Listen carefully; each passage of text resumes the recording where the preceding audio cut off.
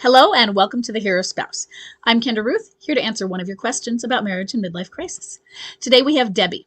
Debbie has a bomb drop of March 15th, 2023, a date of marriage of 1992.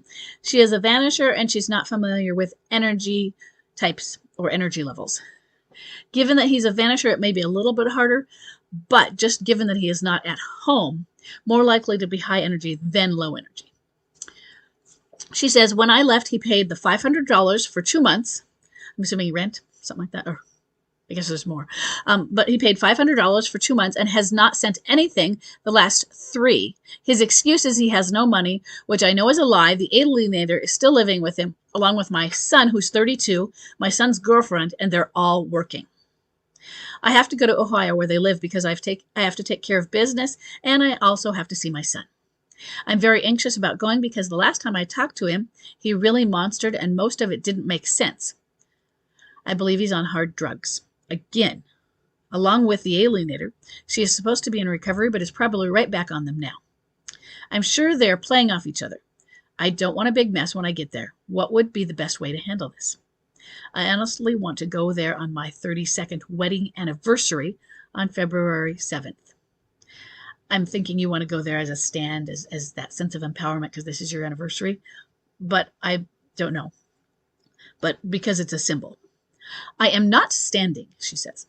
I'm so done with his cruel behavior toward me, and I'm still trying to find a lawyer I can afford. Hopefully, after I talk to my son, I will know how to proceed with the back taxes. Okay, so the question is, when you go to Ohio, how do you handle it because you don't want a big mess? You don't. And what I mean by that is you're going to see your son, set up a meeting with your son so that you don't have to see your MLCer because you are going to get a big mess. That's probably just it, especially if there's drugs involved. And you said he was on hard drugs again. So that he has a history of drug use or is an addict and is back into his active addiction. And so the alienator has some form of history because she was supposed to be in recovery. So you know that you're not just suspecting drug use, you know there was this history that has happened before. And then if this is midlife crisis or if it is just people who fell off the wagon and got sucked into their addictions, you're going to get a mess. If it's midlife crisis, you are very early in the timeline. Sorry. You get yourself out of that timeline. And he's going to stay in it. It's his crisis. It's not yours. But you go there to see him, you're just going into a shithole. It's a big mess, and it's not your mess. You know that. You said you want to get out of it. You said you don't want him back. You said you're done with the cruelty. And are you thinking that you have to do this? You said you're going to go see your son. And you have to take care of business. Is the business involving him in a manner that you need to have a communication and a meeting with him? Or is this business, maybe it's the business on how to handle all of this, but that he doesn't have to be in that meeting because he is not functional.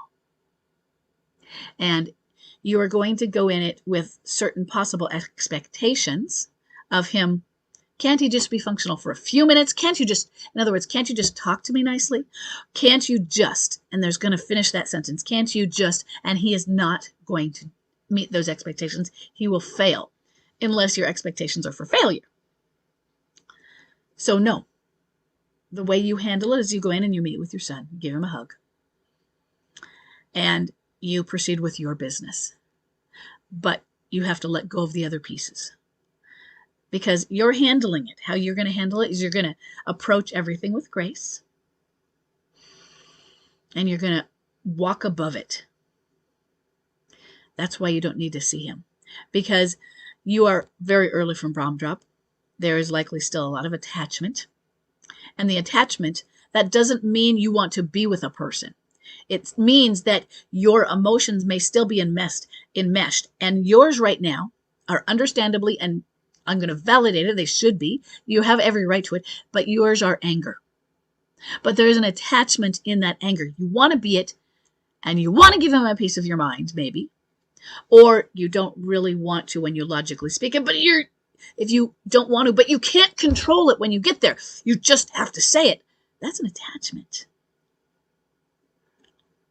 And the way you don't do it is you don't go in that situation. So what can you do to not be there?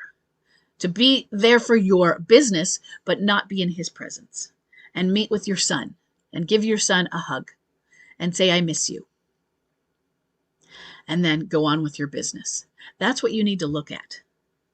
Because it is a big mess, and you're not going to stop it from being a big mess, and you're not going to pick it up. It doesn't sound like you're trying to pick up the big mess. But you say you don't want a big mess. The big mess exists already. That bell can't be unrung. And he has to pick up his big mess. He has to figure it out. Okay? It's not your job. And so I want you to just approach the situation with some calming before you go there. In other words, let's say you're driving, or don't do a meditation while driving, but let's say you're riding on a train. So if you go there and you're in a motel, you can do it after you drive. But set up something that is a calming activity like a meditation, a guided, or adult coloring books, whatever helps you calm down, empty the mind, and spend some time doing that. In fact, you can spend a few days before it approaching, working on calming behaviors, working on letting go behaviors, working on shedding, dropping off just sloughing off all of these negative, the toxicity off of you. Just wipe it away, get it off of you. And when you go in there, and let's say he's there and you're going to bump into him anyway, the toxicity cloud that is around him, well, I mean, if you walk through dust, you breathe dust. So there's toxicity and it's going to be coming. I want you to be able to brush it right off. It doesn't soak in on you. Water off a duck's back. And that's going to take some practice ahead of time. So the way you handle it is by preparing yourself mindfully for peace, calm, and grace.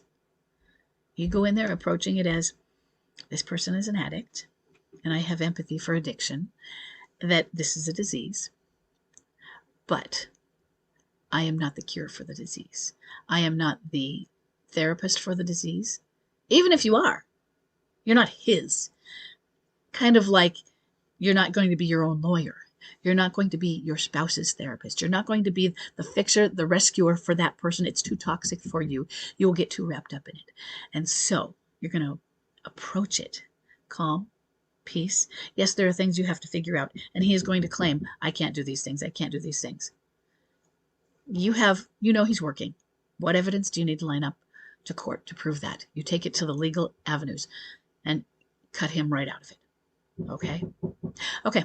I hope this is helpful, and I will see everybody in the next question.